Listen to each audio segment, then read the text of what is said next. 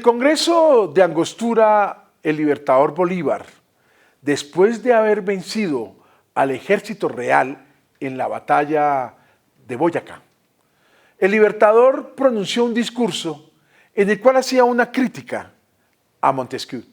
El libertador decía que el poder público debería ejercerse con unas ramas especializadas, pero que no deberían de ser 3, sino que deberían de ser 4 ramas. Y él decía que debía haber una rama que velara por la moral pública, para que no existiera corrupción. Porque según el libertador, si este país pisaba la trampa de la corrupción, iba a quedar anclado en el subdesarrollo. Realmente Bolívar fue un gran visionario. Bueno, en desarrollo de ese principio aparecen los organismos de control dentro de la estructura administrativa del Estado colombiano. Tenemos en primera instancia un organismo encargado de vigilar la gestión fiscal de las entidades del Estado, y esta es la Contraloría General de la República. A ella le compete ejercer control fiscal de forma posterior y selectiva a la gestión fiscal que adelantan las entidades del Estado, a la gestión fiscal que adelantan los servidores públicos al servicio del Estado. ¿Cómo realiza la Contraloría ese control fiscal? A través de 3 procedimientos fundamentalmente. El primer procedimiento es la vigilancia fiscal.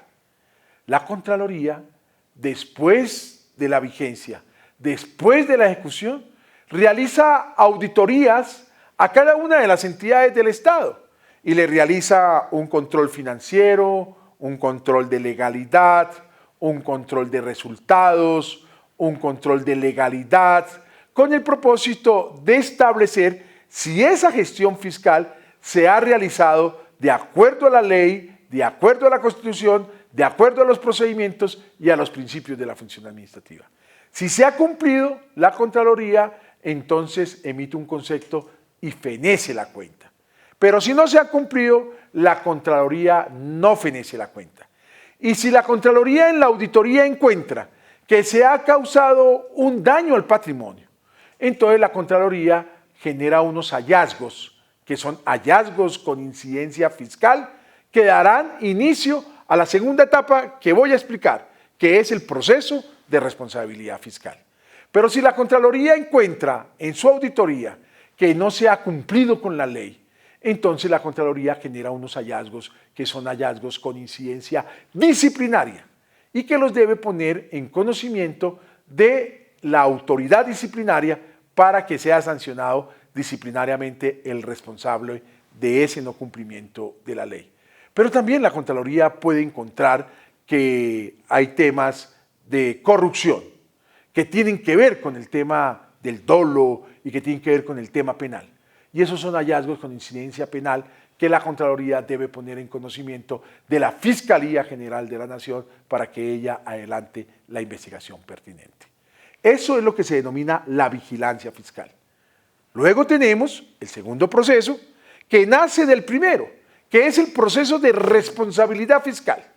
Cuando la Contraloría ha encontrado que hay un daño al patrimonio y ha establecido claramente quién es el responsable de ese daño, y ha encontrado que ese daño se generó por dolo o por omisión y que hay nexo causal entre ellos, empieza un proceso de responsabilidad fiscal a fin de hacer responder patrimonialmente al responsable para que él, a través de entregar los dineros que causaron el daño, resarza el daño causado al Estado. Y el otro procedimiento que también nace de este segundo es el del cobro coactivo. La Contraloría tiene facultades para adelantar el cobro coactivo. Es decir, si es necesario embargar y rematar los bienes de aquel que fue responsable del daño fiscal, lo podrá hacer la Contraloría a fin de resarcir el daño causado. El otro organismo de control es el Ministerio Público, en cabeza del señor Procurador General de la Nación, quien cumple fundamentalmente 3 funciones. Este sí tiene una función preventiva, tiene una función de ministerio público para defender la ley y tiene una función disciplinaria. De tal manera que el señor procurador puede a través de sus conceptos prevenir para que no se vayan a cometer faltas disciplinarias. Pero también en las actuaciones judiciales, el señor procurador actúa como ministerio público para que se conserve, se respete y impere la ley. Y también el procurador actúa como autoridad disciplinaria. Cuando un servidor público incumple la ley o está inmerso de una conducta disciplinaria de las que están claramente señaladas en el Código Disciplinario, entonces adelanta procesos disciplinarios que pueden terminar con una sanción al servidor público según la falta cometida, si es leve, grave o gravísima. Y esas sanciones pueden ser un llamado de atención, la suspensión, la multa o la destitución. A nivel territorial, los departamentos y los municipios tienen contralorías municipales y departamentales, los municipios de primera categoría y los departamentos.